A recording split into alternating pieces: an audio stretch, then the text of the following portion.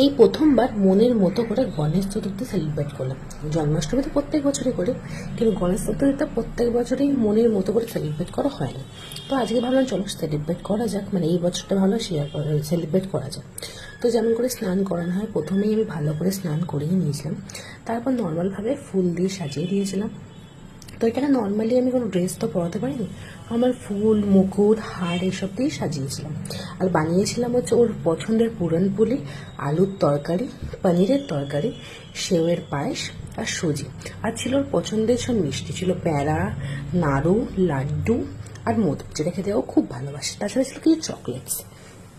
তো এমনিতেই এই মানে নর্মালি ফার্স্ট টাইমে কিছু হাতে বানিয়ে আমাকে দিলাম, প্রত্যেকবারই কিনে দিই মোদক বা লাড্ডু। তো এইভাবেই আমরা ছোট্ট করে তারপর আরতি করে গণেশ চতুর্থী সেলিব্রেট করলাম। যাই হোক, তোমাদের কেমন লাগলো জানিও কিন্তু।